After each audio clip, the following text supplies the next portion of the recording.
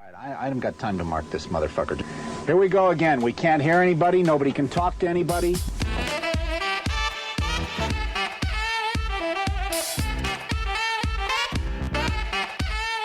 You guessed it, Pressure Points with your two favorite hosts.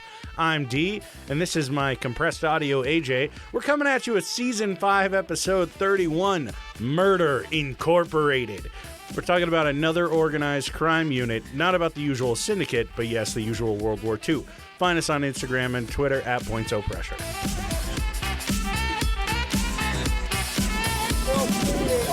Well, turn the fucking thing off, you dumbass.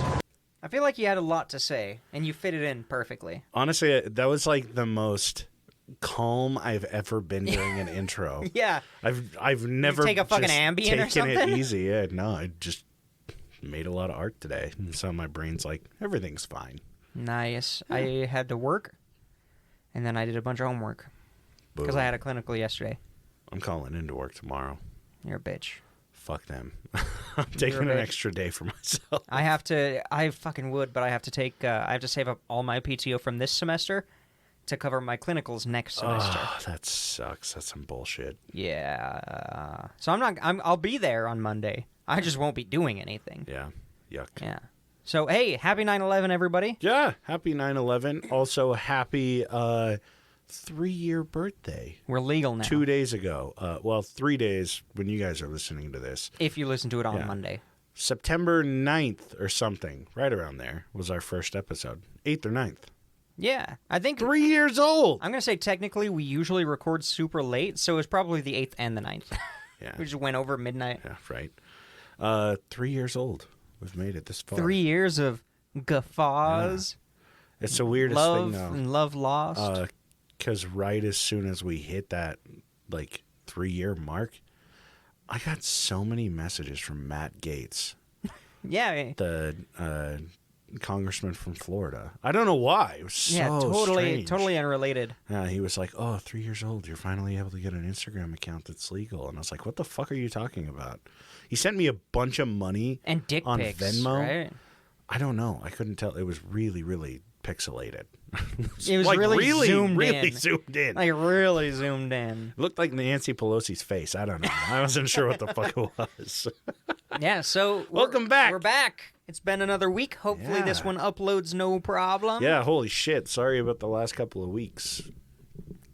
I'm going to sue if it doesn't get fixed. Yeah, no, I'm not. We'll just ask for the $100 back from our hosting service. Yeah, we're literally using one of the cheapest that isn't free and inserts ads for you for somebody, and we don't benefit from them. So this is not an Anchor podcast. Tell you. How was your week?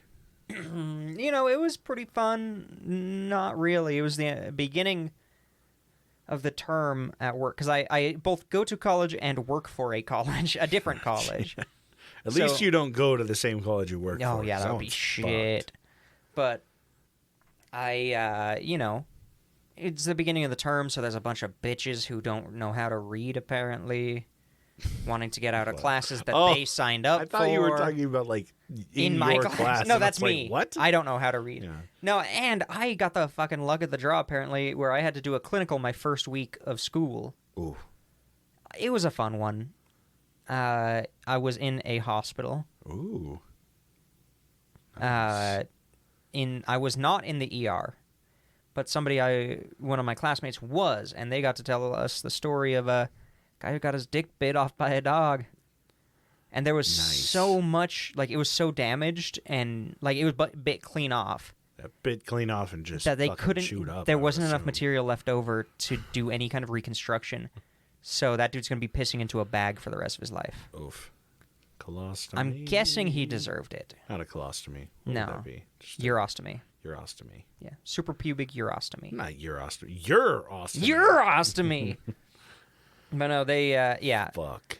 Chances are he deserved it. If you're going to get your dick that far into a dog's mouth, I'm guessing you were trying to put it there. Yeah, then I agree.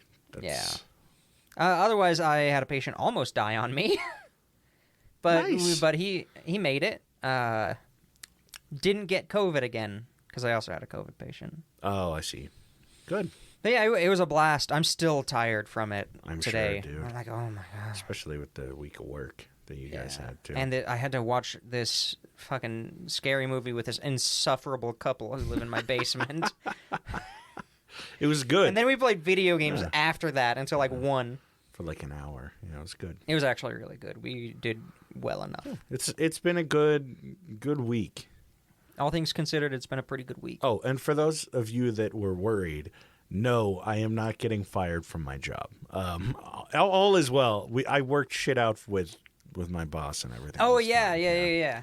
It honestly, it was just a big misunderstanding. I thought that she was being crazy, but it was me that was. I was like, these pieces of shit. Yeah, all's well. So, I was going to ask you about that, not on the podcast, but things doing better, or are you still getting micromanaged to hell? No, not at all. It was like they told me to do this one thing, and I was like, oh, these assholes are trying to micromanage me. And then, like, the next day I had a meeting with her, which was, like, my monthly thing, and she was like, you were doing so great. And I was like, hey, I'm just going to bring up, like, how I felt during this thing. And I was like, I was kind of spooked, and she was like, oh, no, like, you shouldn't have been, and just explained it. And I was like, oh, okay. Cool. Okay. Hey, that's great. So, yeah, all's well. That's great. I'm back to my usual bullshit at work. You So really here need an we are. anxiety pill Yeah. or something. Yeah, it's just overthinking. Yeah, Nothing- that's nothing anxiety. bad. No. No, I'm fine. I should. I'm yeah. fine. I should just get my green card. You should definitely do that.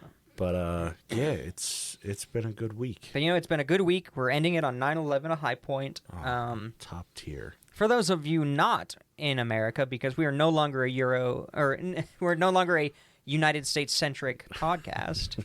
And haven't been pretty much since yeah. like our second episode. We try to do our best to be inclusive. That is when an airplane flew into a bunch of buildings.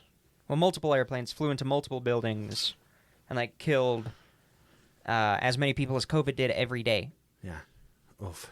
It was at that point one of the worst things that had happened. Yeah, at that point it was the worst. It was the most COVID blew deaths that in, out like, of the a day. water. Yeah. So So 9/11. So what you got for me today? Well, Are we turning into a true crime syndicate podcast? we are turning into a true crime podcast. Finally, we're finally going to start making some money around here. Yeah, right. Yeah, we're going to be talking about another syndicate. And, I was looking at my notes and I was like, that doesn't make any sense. It was the outline, because I like to do a little outline so that I know, like, if I don't do my notes all at once. Mm-hmm. So, this is kind of a rocky road of a story. It's a little all over the place. Some places it goes into detail, some places it doesn't. All right. Because I decided it's not important. Hey, it's fair. You are the master of your domain today. And my domain is in your minds. Oh, yeah.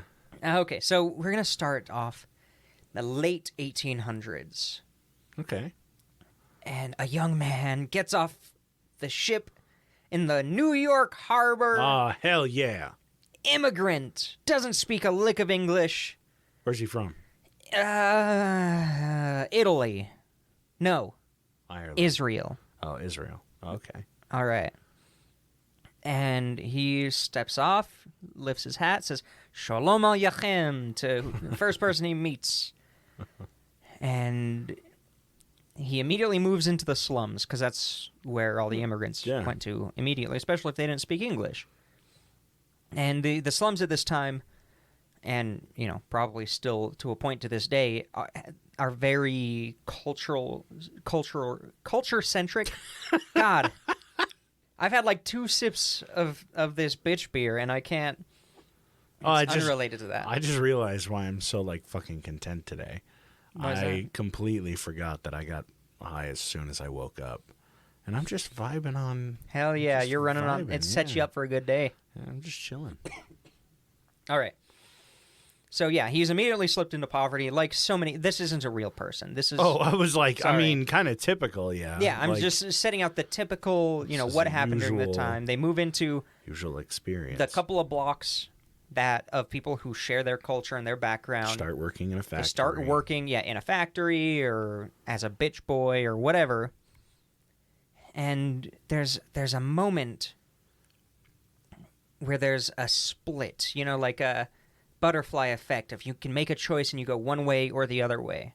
Mm-hmm. And in our fake person, run into in our a story, crossroads. exactly, it's a crossroads, and 2 roads diverge in a yellow wood. And this guy's approached by a man, and the crossroads is clear. Do I continue working, keep learning English, try to get a good job, and try to get out of New York? The American dream. Or do I start working for the Jewish mob? Ooh. The un-American. No, not the un-American. During this time period, the American dream. Yeah. Fucking go to the mob, dude.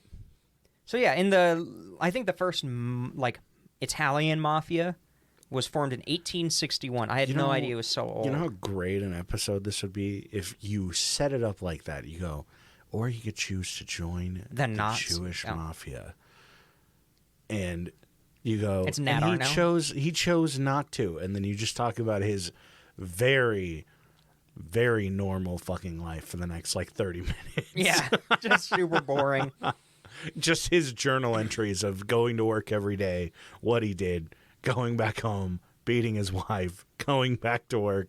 It's just a standard perfect late 1800s American dream, you know? Exactly. And this is the typical of the late 1800s and early 1900s. Oh, okay. All right, so that's kind of how it worked. And I love the Jewish mob, the Jewish mafia, whatever it's called. So Cosa Nostra is an Italian mafia term. But a lot of people called the Jewish mafia the Kosher Nostra. And I wish I was making it up, but it was a real thing. I double-checked on Wikipedia. Kosher Nostra. Yeah, the Kosher Nostra. Fantastic. That's amazing. So yeah, they would, the different crime families, not just the Jewish crime families, but the Italian, the Irish, the African American. They also had some mafia activity.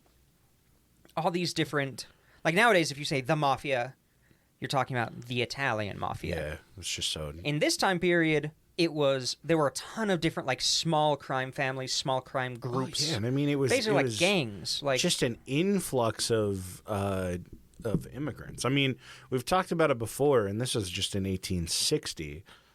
In the episode where I talk about the New York riots, New York draft riots, there were hundreds of thousands of people immigrating over, daily. Every year it was 300,000 people. It's a lot of people, and New York was such a hub for it that it's it doesn't surprise me that you would have mafia members from all of these different areas that are I'm going to get away from this crazy ass. I don't like Don Machone's fucking son who's running the mafia now, so I'm going to go to the U.S. and expand. It makes sense. Well, yeah, there was so much, and a lot of them were okay, this is especially strong in the Italian mafia, but it was you have to be of the same cultural group. Uh-huh. And they would prey on the newcomers, the people who are still super poor, and basically give them a lending hand. Be like, hey, you come work for us? Yeah, you got to do some shady shit, but you're not going to be living with 16 other people in your one-bedroom New York apartment. Exactly. And on top of that, just think about if you were in a position where it was kind of normal to be approached by the mob, and they come to you and they say, hey, look, you can stop doing your fucking regular day job. You're working like a bitch for somebody else. You work for us, and you're going to make 10 times what you were making before. And this is before you even know what the fuck the mob is regularly doing. Yeah, well, a big part of the mob. You're just okay, job opportunity. That's a lot of cash. Let's do this. This guy knows me. I know him. I know his son. His son's friends with my kids. They have a lot of the same. Well, they have the same values that I have. Mm-hmm. They have the same beliefs that I have. They can speak the language. Yeah. While I just came over and I can barely speak English. You're so isolated coming to a new country where you can't speak the language. Yeah. That it pushes you into these little groups. And it brings you into as terrible as it sounds, a sense of community at that. 100%.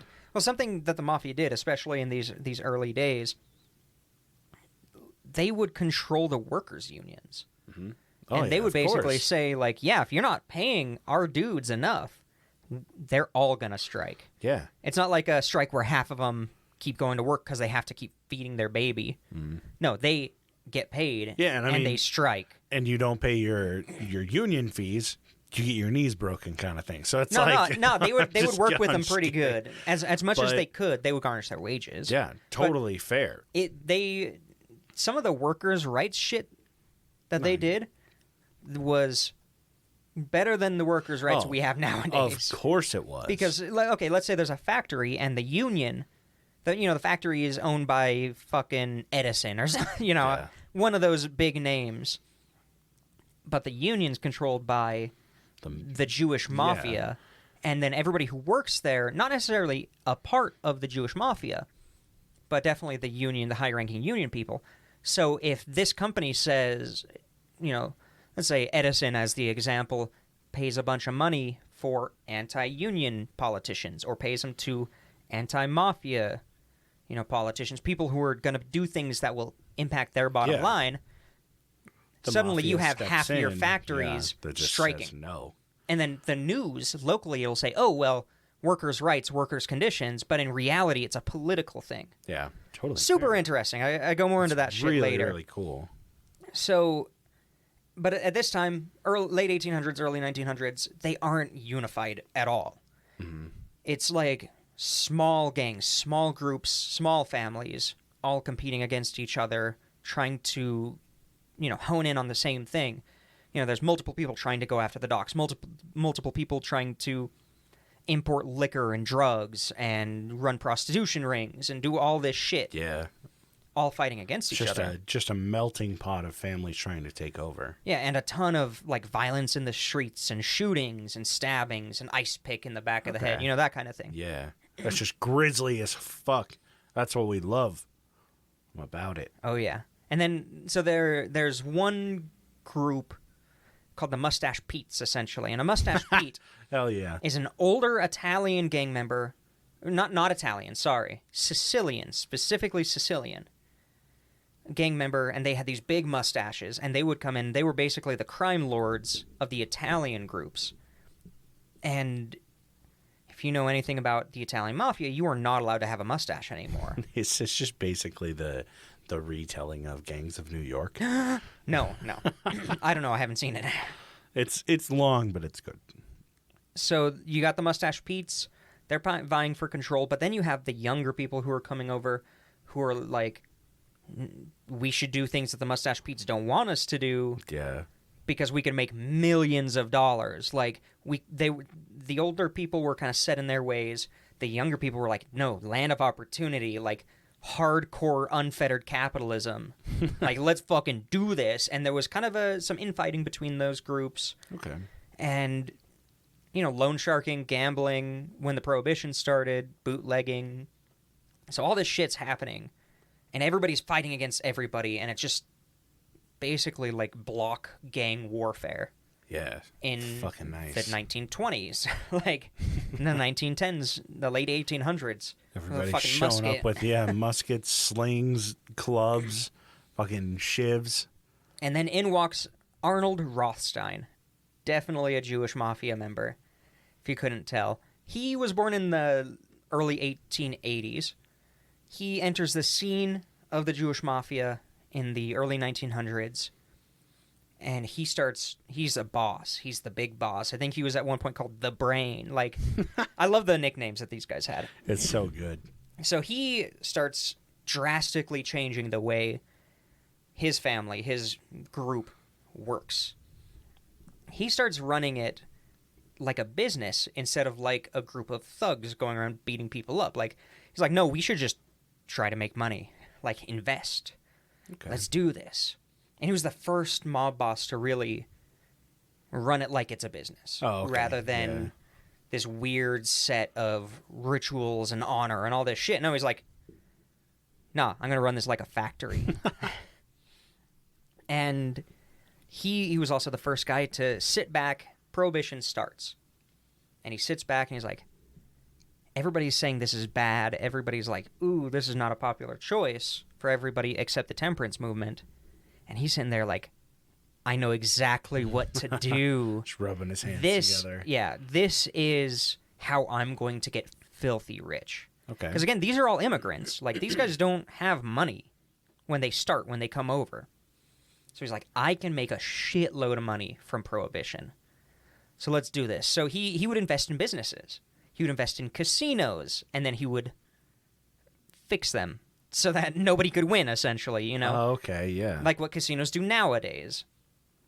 He would buy racetracks and then rig the races. I mean, Perfect. Makes sense, Investment. Business 101. Buy a racetrack, kneecap all the horses but one. Yeah. Put tranquilizer in their water before the race. It's perfect. So from the money he got from the casinos and the gambling and shit, he was able to start loan sharking. He was able to start blackmailing people, and he built up this huge network of informants, like across multiple crime families and political groups and all across New York and into Europe and moving west. Jesus. This guy was smart. He realized, he took a bunch of money and bought a bunch of private ships and then brought them to Scotland, bought a bunch of scotch, and then brought it back to the U.S. Oh, damn. And he didn't do it. He wasn't on a trade route, and he wasn't technically a trade ship. It was his fleet of personal leisure craft. Oh, my God. Even though they were literally just like shipping just ships. booze. Yeah. And it was full of scotch. He was the first person, because he was like, Damn. I know what I'm going to do. You bring over like the shit that was super high end and imported before, it's going to be worth even more now. And you keep all the bottles, and then you Refill it buy with the your low-end piss. stuff and refill. Yeah, Easy. like I could totally see him doing that. So, made even more money. And then he figured, okay, I have an office. Like, I look like a legitimate businessman, so he could cook his books and launder the money. Mm-hmm. So he had a physical office in which he would mediate other gang disputes and charge a fee for it. Okay. So these two groups are going to, gearing up to go to war over some issue. He would bring them in. They would each pay a fee, sit them down, talk about it, figure out what's going on. Basically, like a judge for different gang and families. Meet at the casino. We'll mediate. We'll figure this shit out before it becomes violent. That's smart. So from that, he's starting to get more contacts, more reputation, and he starts to influence local political groups. Of course, yeah. like the Why group that's running, that has the political, like, local political group. Like, we don't really have a good example of it today, but it's like if everybody in Salt Lake City, all the politicians on one side formed like a club. Yeah. He controlled the club that had the current mayor in power. That's going on today. Yeah, all of the Republican. Oh yeah, they're in the Oath senators Keepers, and, right? Yeah, they're all Oath Keepers. Oh yeah, it's exactly like that. It's exactly the same thing. I'm glad you were going that way. And he just built up so much power and influence and money. He was just rich as shit. Yeah, holy shit.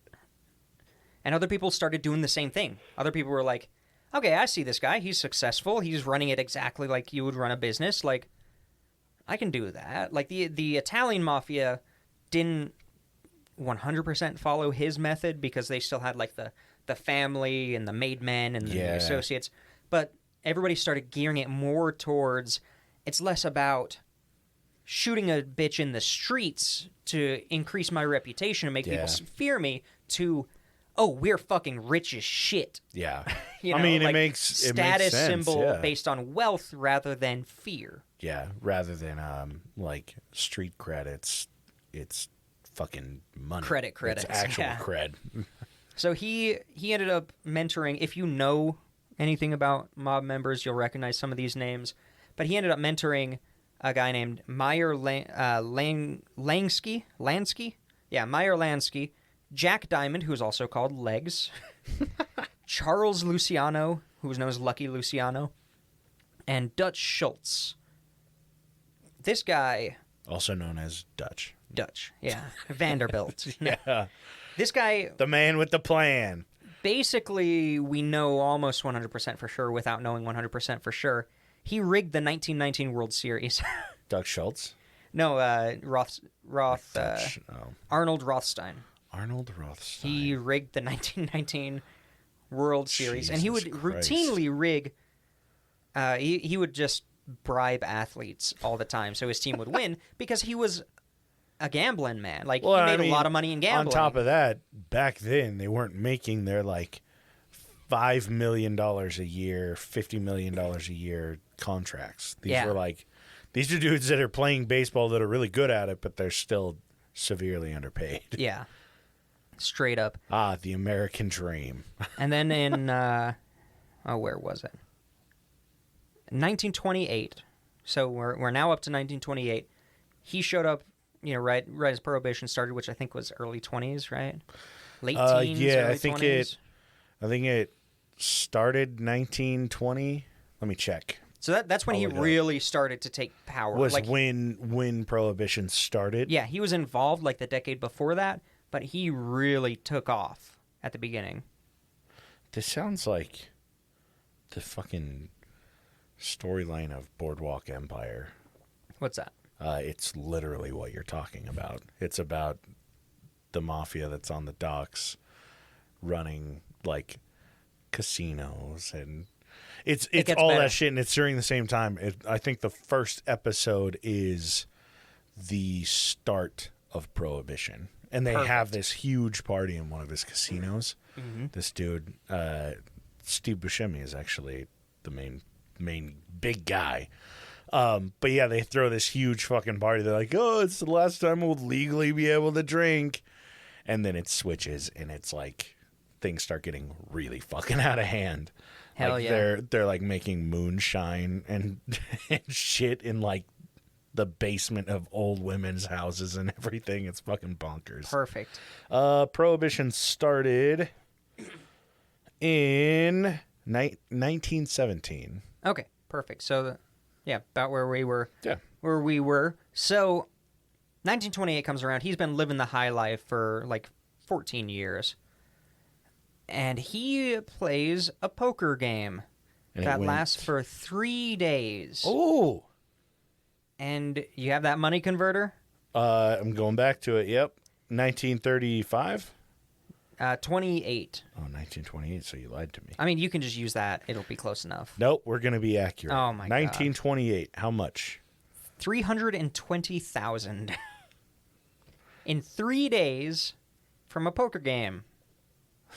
5.5 mil. Fuck's sake. That's how so much more. he lost? Or That's won? how much he lost. Oh, my. And he basically said, no, I'm not going to pay that because I know the game was rigged because that guy one of the guys who I was going against just got a debt for $320,000. They're trying to pawn it off on me. Oh, this is yeah. bullshit. That's true shit, dude.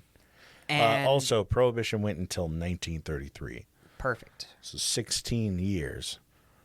16 horrible no years. alcohol. 16 years, which, Matt Gaetz, if you're listening, put your fucking boner away. Not talking about a 16-year-old. I'm talking about how long Prohibition lasted. God, dude. Jesus. Jesus. Long time friend of the show. Yeah. No. Yeah. Oh, no. Well, since we turned 3. Yeah. He has his, standards. He waits till they're 3. So, you know exactly what happens when somebody brings up $320,000 worth of debt in a provably rigged game. It was a rigged game, straight up. They killed him on the street. Oh, hell yeah. And everybody sitting there thinking, like, there's a power vacuum. His huge multi-million-dollar, corporation, crime syndicate, crime group, it's not a syndicate, is going to fall apart. But instead, it's divvied up to the high-ranking members. Oh, okay. It's pretty much equally divvied up as equally as you could. Just so split it up. Makes sense. Yeah, so some people took on the booze running. Some people took on the bootlegging, which is booze running. Some people took on the drugs. Some people took on the prostitution. It was kind of divvied up a bit. And I'm sure there were some, grabs for power and shit like that. But everybody just kind of worked together because his entire thing was no, we should work together. Let's mediate these issues. We're stronger if we can communicate with each other. Makes sense. So that I know that you're running booze through this area, so that I know not to go into that area and get fucked up by your guys. It's true. a bunch of criminals that trust each other are really good fucking criminals. Yeah, and he fundamentally changed the way these crime families worked and operated. Mm-hmm. So 1929, the year after he gets killed, there's a conference in Atlanta City. Uh-oh. And it was Atlantic City? Yeah. Oh, no, okay. Atlanta City. Oh, in Atlanta. Yeah. Oh, okay. Atlanta City. Isn't it called Atlanta City? No, it's Atlantic City. I don't know which one it is. Atlantic it's City in, like, New Jersey is what I would assume. It might be Atlanta, or it might be Atlantic City. Maybe. We'll never know. I don't know, yeah. We'll never know. It was thrown by a guy named Johnny Torrio. Ooh. He was a Chicago mobster, and he was actually the mentor of Al Capone. Huh. So the guy who came before him. And it was attended by, the guy who did pay his taxes but failed to teach Al teach. Capone about taxes. Yeah, he's why high schools don't teach about taxes. Yeah. God damn. And during this time period, and a little bit before this is when the mustache Petes were kind of getting killed off, like assassinated by the younger group, by the younger guys. Uh-huh. So there's They're getting old. Those mustaches are turning gray. There's some of these. There happens to be some more power imbalances, where this old guy gets shot up, but then the three younger mob bosses who orchestrated it split up his divvy it out pretty equally because they're working together. They learned from Rothstein. Okay. And so this what's it called? This conference was attended by Lucky Luciano, who we've already met. Al Capone was there. Joe Adonis was there. Damn. Longy Zwillman. There we go. Great name. Zwillman. Vincent Mangano. He's of the... I forgot the name of the family. Never mind.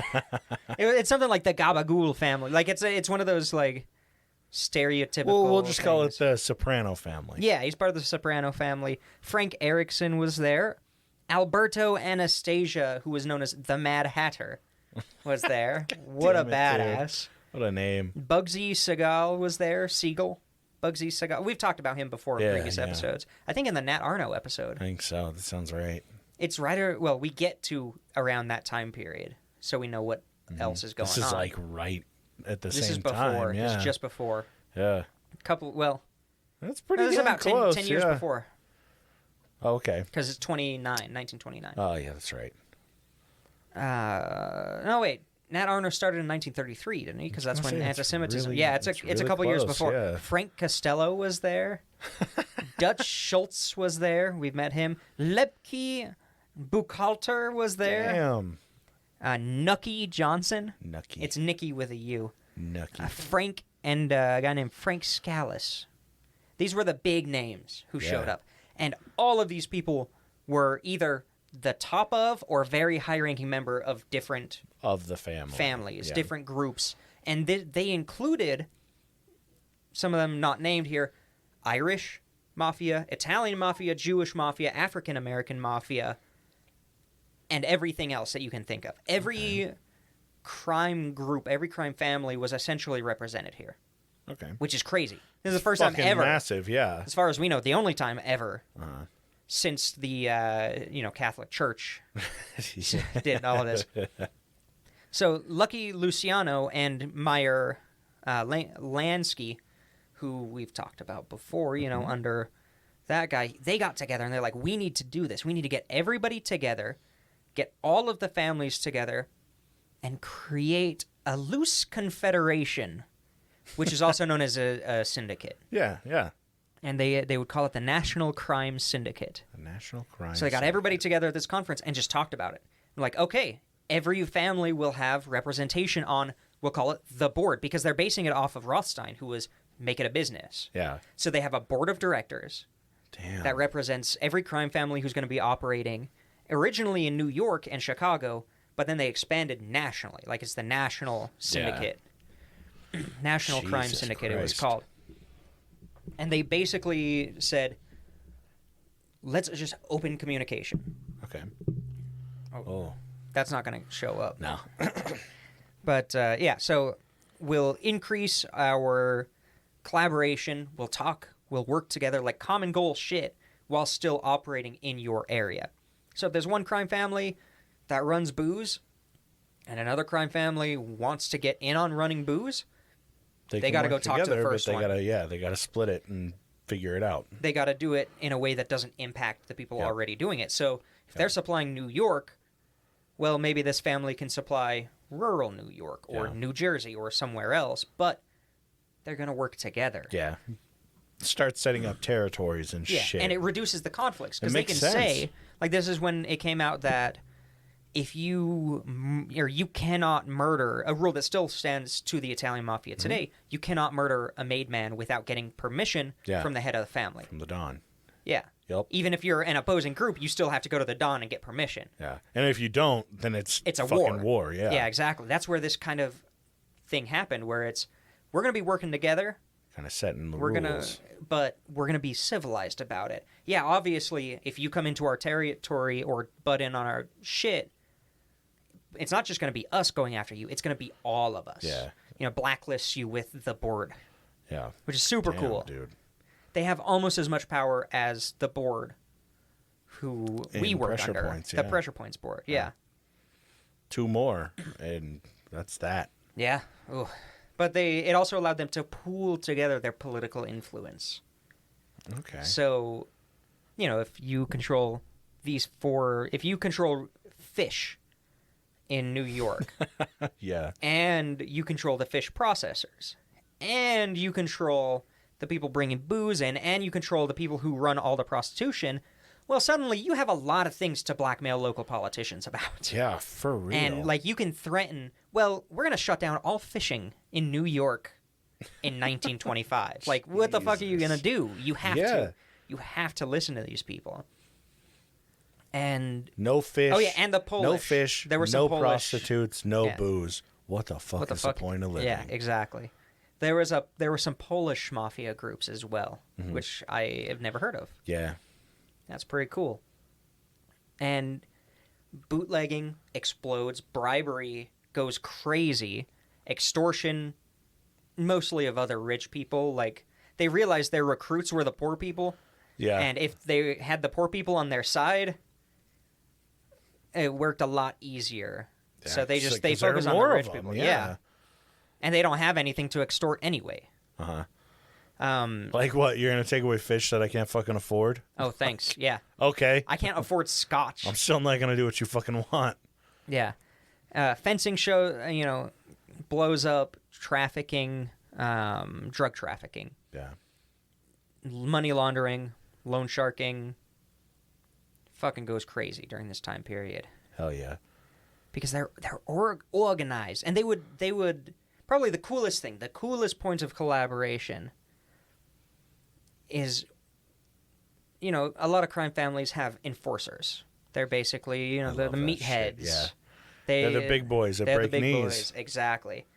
You got a problem, you bring in an enforcer, they'll beat the shit out of anybody. You got a Nat Arno. You got a big guy with a fucking heavy looking bat. Nat Arno was an enforcer who led an army of enforcers. God, these were Nat Arno types. Can you imagine fucking showing up somewhere and No. Nat Arno's behind the guy you owe money to? You're like, fuck. Yeah, I'd pay. Yeah, here's everything plus the money that I think I might owe you in the future, just to be safe. Just everything. So the board, all these crime families get together and they're like, we need to create a wing of the National Crime Syndicate of just enforcers that we can all utilize. And they call it Murder Inc. Murder Incorporated. Yeah. That's so sick. So this is a group of hundreds of enforcers. Just big. And if you're a crime family and you're on the board and you got an issue, you need somebody who needs to be killed. Dip your fingers in Murder Inc. You go to the board, you plead your case, and the board puts out contracts. And I gotta say, this is probably one of the most workers' rights focused assassin group I've ever seen. I go into it here. Yeah, they would be used for escorting bootlegging runs, They would be used for assassinations. They would be used for intimidation. They would, like, everything. You would basically just show up. And they're all just neutral, basically? Basically. Like we'll work for every anybody? family basically had representation. Like, all of their enforcers would go to Murder, Inc. Oh, okay. And then they would be divvied out as needed. Damn. So it created this socialized enforcer group, which is badass. It was originally Jesus. led by Lepke Buchalter and Mr. Anastasia, I don't know, himself, the Mad Hatter. They started it. Oh, okay. The Mad Hatter was also known as Lord High Executioner. I was going to say, Mad Hatter sounds like he's been up to some shit. Oh, yeah. This dude, I bet he was an enforcer beforehand and was like, yo, oh, yeah, these he guys was. need These guys were already representation. enforcers. Yeah. That's kind of what I figured. Lucky Luciano and Lansky also show up, and they kind of take control, but because the two previous guys wanted to get into the action. Yeah. They're like, we want to be a part of Murder, Inc. Exactly. So that's why he was called Lord High Executioner, because he took direct part. Damn. And the board was like, let's put some people who are in charge who aren't actually getting their hands dirty Yeah. as a protection thing. So they start, Lucky and Lansky show up. And these guys are like, at this point, basically legendary guys. Mm-hmm. Like, if you heard you were working under Lucky Luciano, like, oh god, that's like Tom Cruise is coming to town. I don't fucking know. Do people like Tom Cruise? If you're a Scientologist, it's like Tom Cruise is coming to town. The Murder Inc. was active from 1929 through to 1941, officially. Okay. They worked with the board directly, and they even allowed people to file grievances against other coworkers, just like a business. Yeah. Like, there was one time they went out for a hit. There was two dudes and a driver, and the two dudes got out, shot the guy. They didn't kill him immediately, and some people started shooting back. And then one of the drivers got in, the ranking member got in, and said, go, go, go, go, go, because he thought the other guy got shot or something. Yeah. Or was captured because he didn't see him. And then the other guy runs out, and the car's gone. So that guy had to run back and eventually made it back home and filed a grievance against the board because he got ditched on a mission. It's fantastic. God damn it. Here's another number for you, a money conversion. Oh, okay. So per killing, it was between $1,000 to $5,000. So do 5,000. Okay. I'm just curious what that is today. In 1938, you said? 29. Oh, 1929. I mean, this went through the 30s. Yeah. 86,000. It's not bad. No, not at Killing all. a dude? Damn. Before they developed 1,000 forensics. is 17 grand. That's still good. I'd do that because they didn't discover forensics and DNA yet, so Yeah, exactly. that'd be easy. But Just mop up pools of blood. They didn't give a shit. the cool thing is that if you were one of these enforcers, your money, or there were also financial benefits to your family. If you got killed, they would give your family your paycheck, essentially, and they would help them. Yeah. Like, they wouldn't necessarily give them money for free. Like, Yeah, they give them yeah. jobs and shit, but they would still support the family even if you got killed in the line of duty.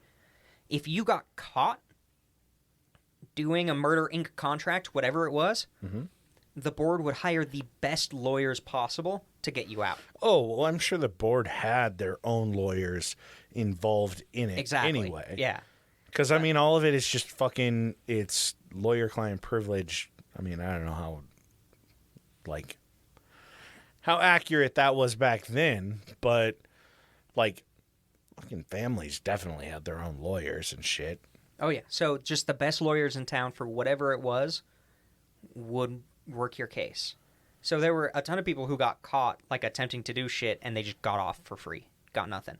They don't have to pay the legal fees, nothing like that.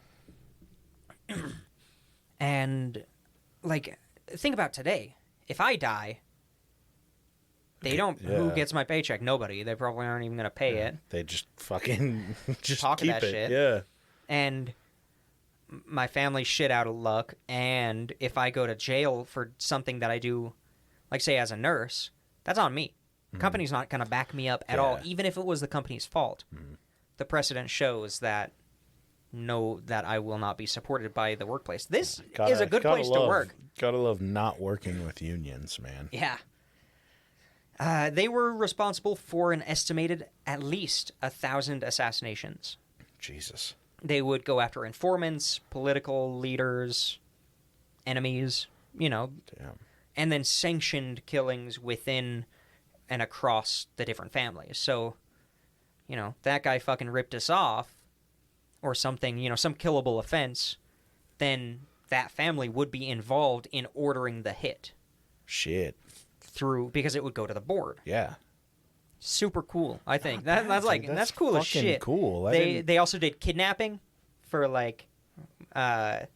threatening people or intimidating people or ransom.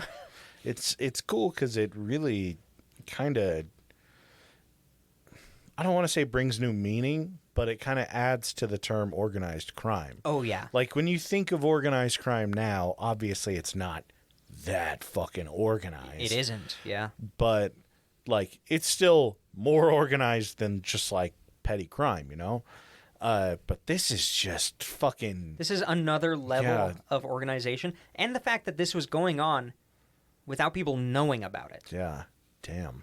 Like, they played off the conference for years. They just said, oh, we were just discussing bootlegging. Like, that's how they played it off for so long. And until basically 1932, nobody even knew that Murder, Inc. existed unless you were in the families. Yeah. And even then, at higher ranks of the families. Couldn't be an associate. You had to be a little higher. Yeah. And 1932 happens, and this dude named Abe Wagner.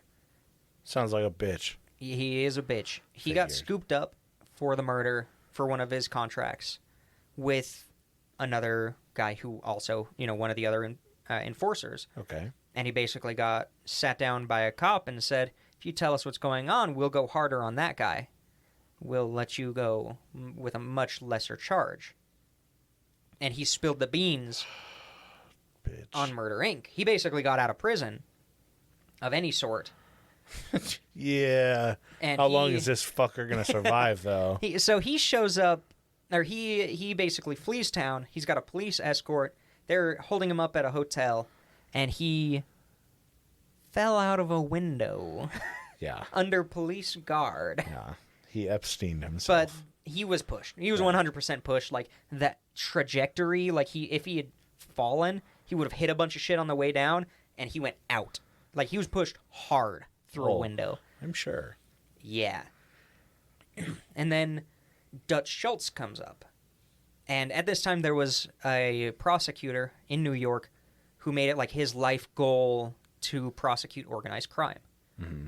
Dutch Schultz goes to the board and says, hey, we need to just kill this guy. Uh-oh. Like, we need to kill this guy.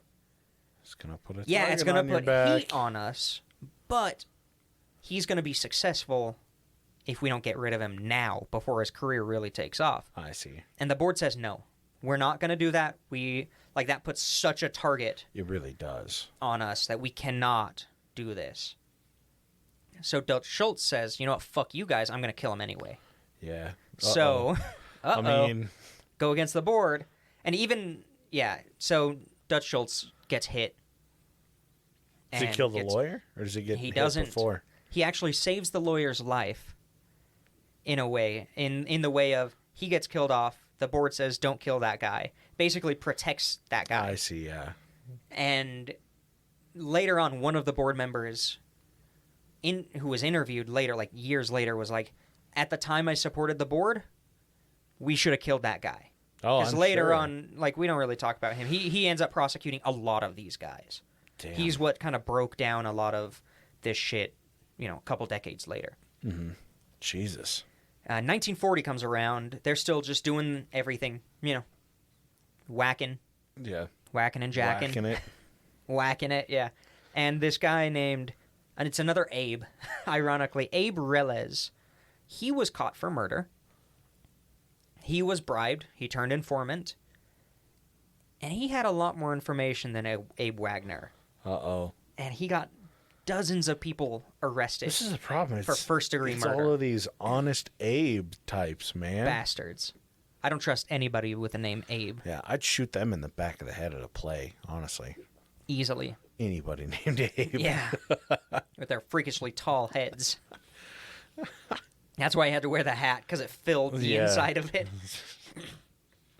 And, dozens of people, like, very quickly, the police realized their mistake with the previous guy because it basically got out too quick. Yeah. That he had turned informant, so he didn't give them too much information. This guy gave them a ton, and, like, in a blitz over a couple of days, dozens of these enforcers were arrested for first-degree murder. Damn, dude. And... No, what the fuck? Uh-oh. Hold on, let me go Oh, back. he lost his place.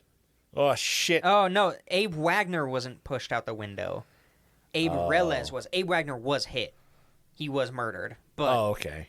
But Abe Reles was pushed out the window. Jesus. He was bribed, actually, as well. So the cops not only said, we won't charge you for murder, but we'll give you, like, $5,000 or something. I don't know. God. Yeah, tons of people got arrested, and Murder Inc. kind of just Fell apart. had to fall apart at that point. Like, their top tier members, their top ranking members were just like, yeah, poof. shit out. And then it became too much of a risk for the individual families. So at this point, the individual families built up just their own enforcer wing of their family. So kind of went back to the way it was before. But for that, like 20 years, Damn, dude. 10, 12 years, they were on top of that shit. Damn. That's why Peaky Blinders is such a popular show. This is all true. Oh. No, I don't know. I was like, what? Oh, shit, dude. That's cool as hell, though. Now, this was the part that I wasn't sure if we would have time for, and we technically don't, but I'm going to do it anyway. Okay. Long episode for you. Just because we started recording earlier than we normally do. Yeah. We were leading up to World War II. Uh-huh. In some places, World War II had already started. And America is getting closer to the point where we enter the war. And the Navy, so before the OSS, which we've talked about a couple of times, the original Secret Service in the U.S., it was basically done by different offices of different military groups, the main one being the Naval Office of Strategic Services, I think they were called. Yeah. And they did most of the intel for the U.S. And they knew that the docks in New York, you're going to get a lot of German spies and you're going to get a lot of Italian spies. That's exactly where they're going to go. Yeah.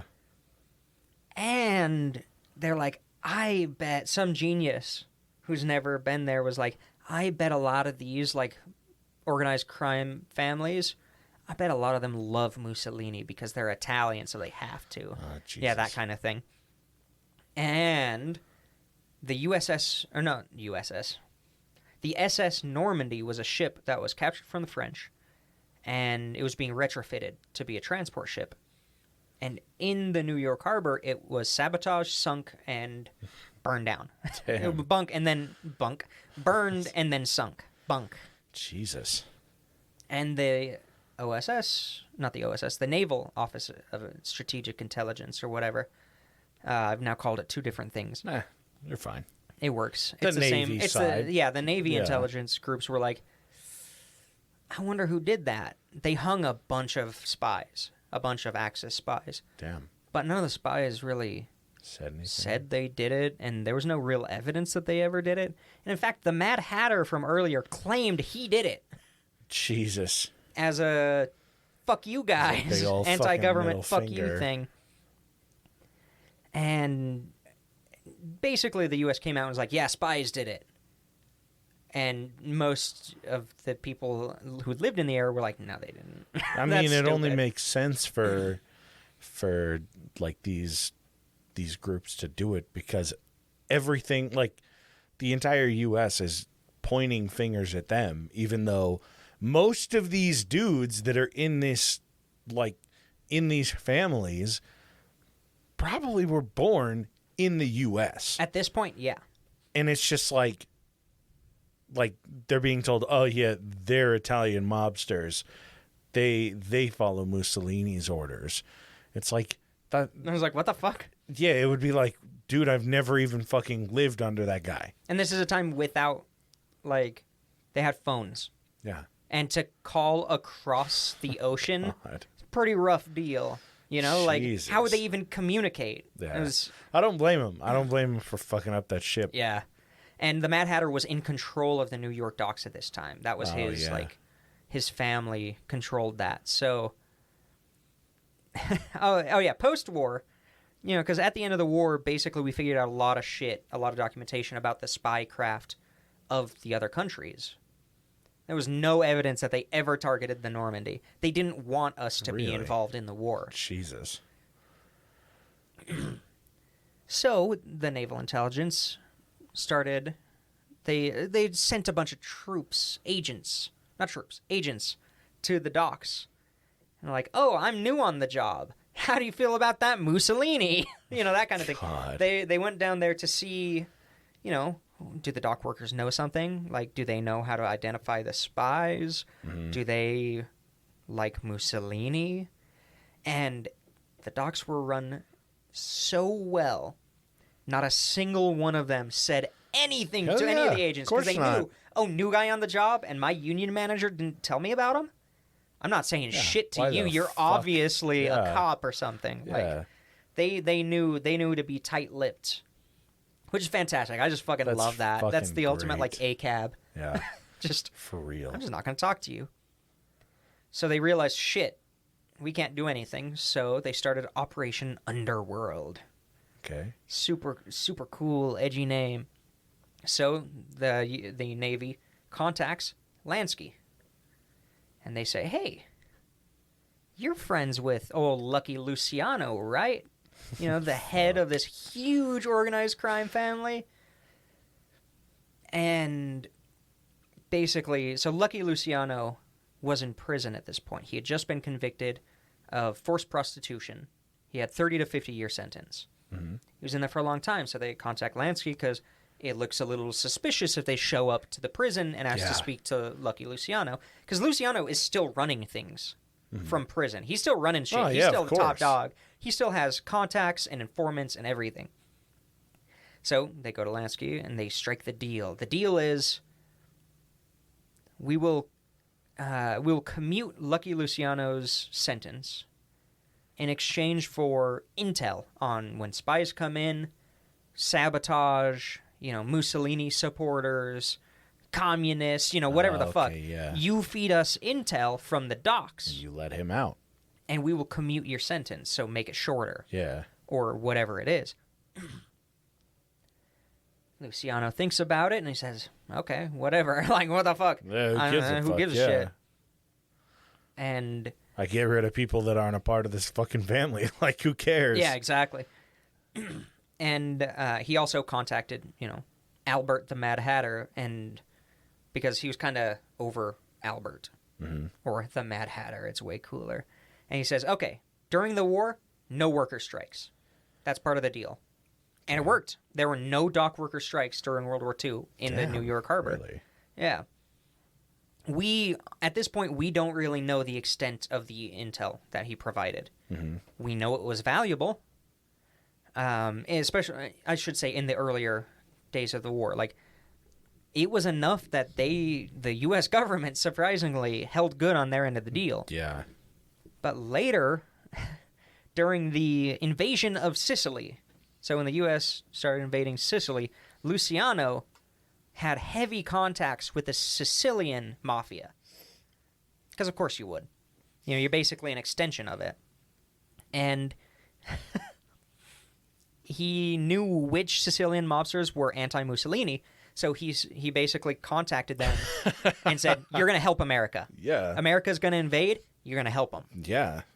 He actually put a guy whose name was Calogero Vizzini on an American tank Jesus. for 6 days during the invasion, and he was the guy basically Like their calling tour the guide. shots. Yeah. He was their contact for Jesus. the mafia. I mean, it was fairly standard at the time for Italian families to dislike being an Axis power. I mean, most anybody disliked being an Axis power, but I know I've read about a lot of Italians that were like, we don't agree with how the fuck he's doing this shit. I mean, yeah, there's a reason Mussolini was lynched. Yeah. And in fact, before the war ended, Mussolini was arrested. And then put back into power by the Nazis. Yeah. So like not everybody liked him. They didn't fucking like him, yeah. And they got the US military got maps of Sicily, of the waterways, photos of the harbors. Like, they got better intel than they normally got because of Lucky Luciano, because he knew he was going to get out, or at least get it shortened. So there was specifically one like mountain pass that was super dangerous because you could basically just put a bunch of snipers out there. Mm-hmm. So that guy in the tank, Vizzini, it was his job to guide them through the mountain pass safely. And the way they did that was they had the Sicilian mafia take out all the Italian snipers before they even got there. They ordered hits on all of the Italian snipers. And it fucking worked. Damn, like we captured it. That's crazy. So the war ends, 1946, and Lucky Luciano says, hey, it's time to pay out on your deal. And he does it through legal channels. Which forces the U.S. government to acknowledge the fact publicly that they struck a deal with mob bosses. Yeah. God damn, dude. Which embarrassed them. And then that prosecutor from before, who that guy was going to kill, and they protected him and stuff, he was the guy who actually prosecuted Lucky Luciano. Oh, I see. And to get the sentence commuted, he said, we'll let you out right now, but we're going to deport you to Italy. What the fuck? Or you can stay in for another couple decades. And it'll be shorter than the 30 to 50, but, whatever. So he says, okay, yeah, fucking deport me. Like, I'm rich as shit. Like, I'm still the leader. Like, gives a fuck. Yeah, and he gets deported. And I meant to see what the fuck he did for the rest of his life, but I did not look that up. No worries. Probably just ran the mafia from afar. Like, or just that's just what they would fucking became do. Involved in the local mafia. Like, who knows? He wasn't stuck to Italy. He could have gone anywhere. Yeah. And I mean, a lot of these are families that just go further and further and further back. And so it's like, there's a good chance that they were already involved with a family. He was just of the Lucianos. He was involved with the Sicilian mafia. He was involved with the Italian mafia. Like, he already had contacts. Yeah, I'm just saying, like, in Italy, he goes back, and it's like, there's a very, very good chance that he was already under a family anyway, and his boss is like, okay, cool, yeah, we'll just have you do what you were doing over there. He was respected. He was respected as a mafia boss. Exactly. And it just shows how much power these guys had. Even in prison, he was able to help the U.S. government fight against the Axis while still running the criminal empire that he had. And so the National Crime Syndicate, the syndicate that this whole thing's been about, they kind of petered out in the 60s. They stopped working together as much, but there also started to be a larger crackdown on them, a harder crackdown, and competition with other organized crime groups. Like, cartels started to show up. The triads started to show up. Like, biker gangs. Although nowadays they're considered much less organized than they were. But it basically, they were national. And now the mafia, to this day, still operating in the Northeast U.S. and in Chicago, for the most part. Like, I'm sure they still operate other places on a smaller scale, but it's nothing near as big as it was. They basically had one act, I think it was called the RICO Act, where if you are charged for anything related to organized crime, you get an additional 20 years and $25,000 fine. And they used that to basically say, oh, well, yeah, you murdered one guy as working for a crime family, but you committed all these other crimes on the way to it. So that's 6 acts. That's 6 20-year sentences plus the murder. It's all racketeering or what and you shit could is what they do. Instead of getting 2 life sentences or whatever, we'll put you under witness protection. Oh, God. Oh. We'll put you in witness protection, ship you off to, like, Indiana or something, and you tell us everything. And it just started crumbling a lot of these. Sure, dude. A lot of these groups. And the Italian mafia specifically, they have a really big part of it is you have to be Italian. Like, when there were a ton of immigrants coming over, that was easy. Then they made it so that, okay, if your parents are Italian. Okay, if your dad's Italian. And then they brought it back in the year 2000. They brought it back to you both your parents have to be Italian. It's there's also a lot of fucking racism that occurs in these Oh yeah, that's a whole. That's why they're called the Irish, the Jewish, and the Italian it's just mafia. It is very lots families. of racism. Families that have kids that are like, hey, I want to marry someone that's of a different race. Like, some Italian girl wants to marry like a Jewish guy, and Mafia Pop is like, hell no. They get married, and then Romeo and Juliet. Yeah, I mean, it's just family drama, and then daughter turns in dad and shit like that. Like, yeah, there's a lot of shit it was just dwindling, and it's like it was a good system for kind of regulating and helping those unions and everything, but at its core. Yeah, there was a lot of fucking awful shit going on. And the syndicate, the point of it was kind of to separate that out. Like, all those guys I named off, they knew we need to be more like the Mustache Pete's were like, no, you only work with Italians. Yeah, like that is it. And that's what led to their downfall. And it just perpetuated that. It was still based in that racism. Mm-hmm. And that's what led to the downfall after the syndicate kind of fell apart. They became prosecuted so quickly and so much that it became everyone for themselves. Mm-hmm. And yeah, the Italian mafia still controls, the garbage disposal in New York. They still control the docks. Like, yeah, man. The Chicago mafia 100% exists. There's mafia activity in Utah. They don't necessarily operate here on a large, grandiose scale. I think they ship people here who they need to disappear. My girlfriend's dad knew a bunch of people that were in the mafia in fucking Price back in the 70s. Like, they have stories about people they know that got hit down there. Mm-hmm. It's crazy shit. Utah's a good place for people to disappear if they're being hunted by another crime family. So, Murder Inc. Yeah, fucking wild, dude. Still powerful. My last line was, they've dwindled, but you still don't want to fuck with them. Yeah. Never. Hot damn. So there you go. Oh, I'm trying to put my file away because I move it when I'm done with it. But okay, I got it. That's wild, though. I love fucking organized crime. I love reading and learning about it.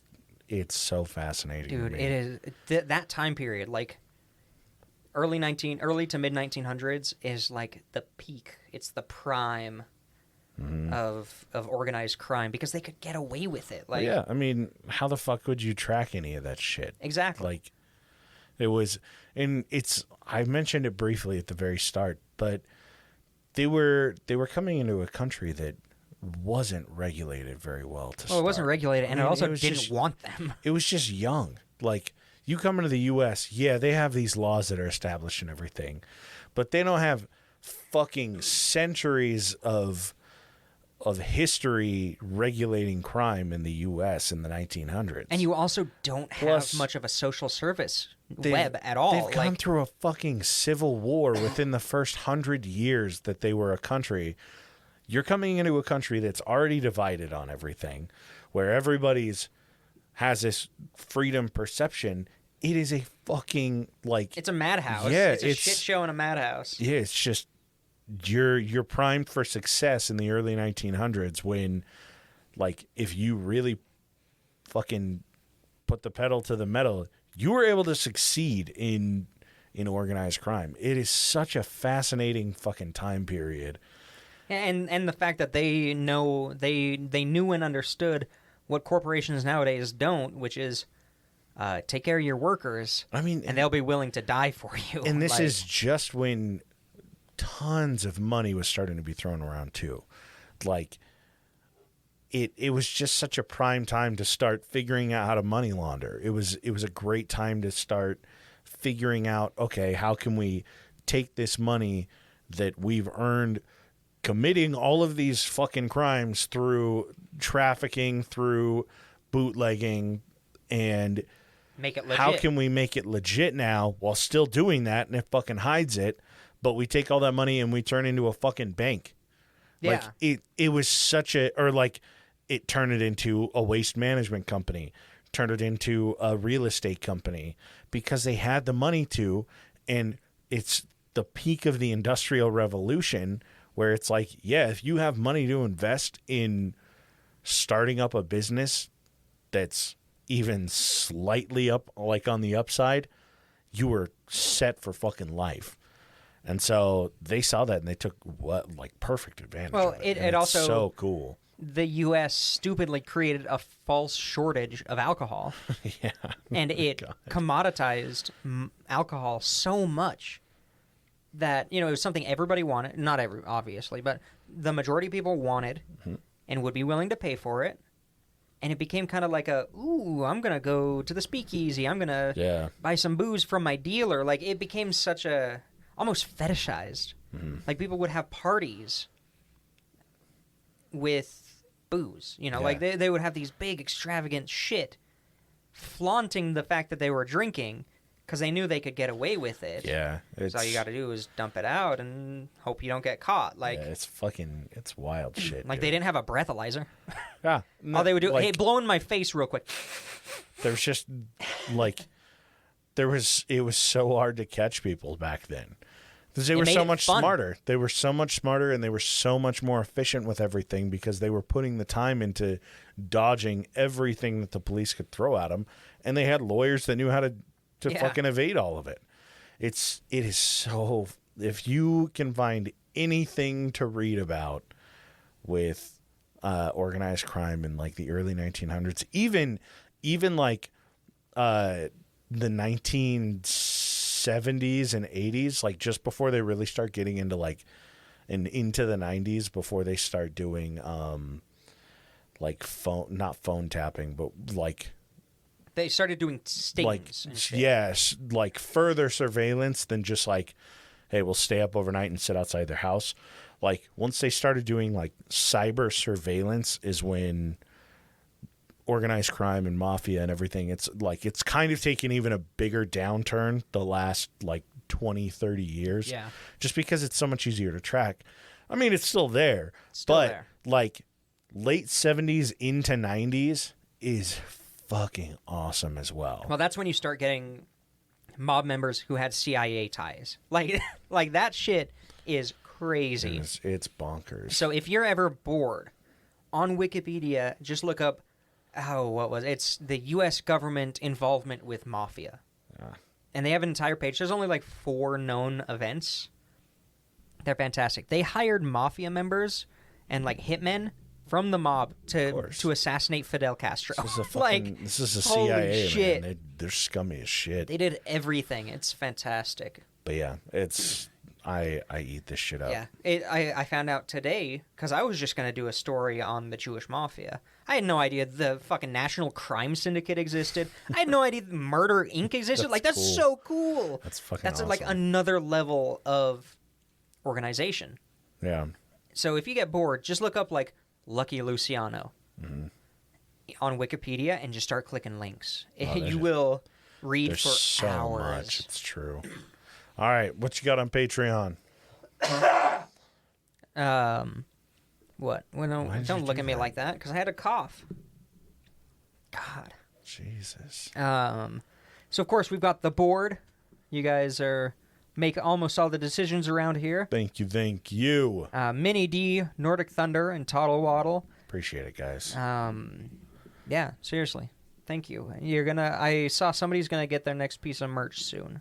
Somebody did. I got a picture of a mug this morning. I didn't get a picture of a mug. I don't think that they have you on Snapchat. Oh, fair enough. Oh, I thought it was somebody else. Okay. You should get shit like every 4 Yeah, I think it's every 3 months. 3 months. Every 3 months for the first year. A month. Not 4 things a month. Or 4 things a year. Yeah, sorry. Yeah, for the first year.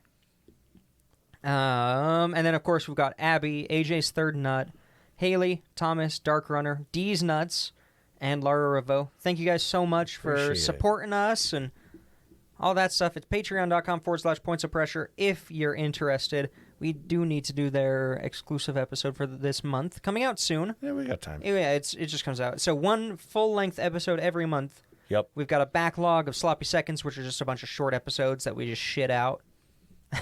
Yeah, it was just kind of like bullshit. Yeah, we've got a studio tour. Yeah. We've got a Tootsie reveal. Yeah, that's on that right. studio I forgot about that. reveal, or on that studio tour. And then your voices. All our little projects. Your voices. Promote it, for fuck's sakes. No, I haven't put out a new episode yet. Who cares? It's fine. I mean, you promoted Sloppy like Seconds, 4. and we haven't put out a Yeah, but an we have like episode 20 for- episodes of those. It's fine. AJ is currently working on and won't give himself credit for doing Not until I have a bunch more. a thing called Voices, where he breaks down old Holocaust survivors' interviews. And for some reason, he doesn't hype himself up about it. I also put out a video on there that showed the impact of the war on children because I found a song of 2 children who survived. It was them singing right as they were, basically the day they were liberated from one of the concentration camps. They were singing the Treblinka work song. I don't think I put that down. But yeah, it's pretty cool. He doesn't toot his own horn. Well, it's not done yet. You've got stuff on there. There's so like 3 things. check out his Voices stuff. And yeah, I mean, it's only like $4.20 a month. Turn up. $4.20. Treat yourself. I think the 666 you get like a sticker. I don't know. I don't remember. But yeah, as usual, if you guys ever have any show ideas or recommendations for like movies, books, music, fucking articles, whatever you can find, if you just want somebody to talk to, by all means, reach out to us on Instagram or Twitter at @pointsofpressure, and send this to all your fucking friends. And leave a review. Yeah. Like, subscribe. Yeah, and we'll catch you guys next Monday. Yeah, we'll see you then. Oh, I was talking away from the microphone. All right, fine. All right. Bye.